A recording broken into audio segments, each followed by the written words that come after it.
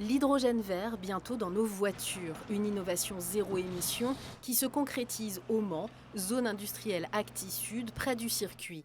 La toute première station à carburant hydrogène grand public ouvrira en juin prochain. Elle était présentée en avant-première aux élus et à la presse ce jeudi. Très pratiquement, en fait, on va d'abord s'adresser principalement aux flottes professionnelles parce que c'est eux les vrais clients de cette technologie pour le moment. Pour le particulier, ça va être plutôt dans un deuxième temps. Car pour l'instant, les voitures hydrogène sont environ 2,5 fois plus chères que les thermiques. En revanche, le plein pour une voiture de ce type coûte quasiment la même chose qu'un plein de super.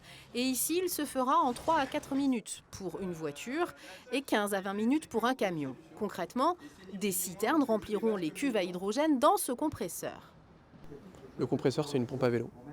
Sauf qu'au lieu qu'on utilise une main, on utilise une centrale hydraulique. Et donc c'est de l'huile qui va pousser l'hydrogène.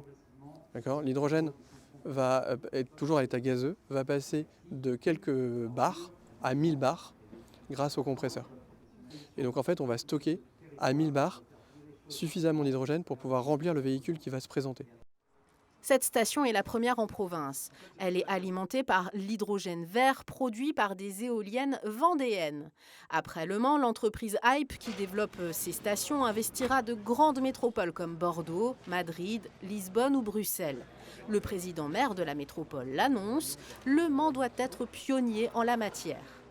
Pour que tout ça fonctionne et qu'on ait une innovation qui soit partagée, je l'ai dit, eh bien on va créer un laboratoire qui va nous permettre, en même temps qu'on donne des impulsions politiques et stratégiques, eh bien, d'associer l'ensemble des acteurs du territoire, économique et aussi scientifique avec l'université. Et c'est cette maïotique qu'on veut faire prendre, parce que ce qu'il faut, c'est qu'on diffuse cet investissement et que ça se diffuse sur le territoire. Ce laboratoire verra le jour courant mai. Objectif pour Le Mans Métropole, faire rouler 10 bus doubles et 10 bennes à ordures à l'hydrogène vert d'ici 2025.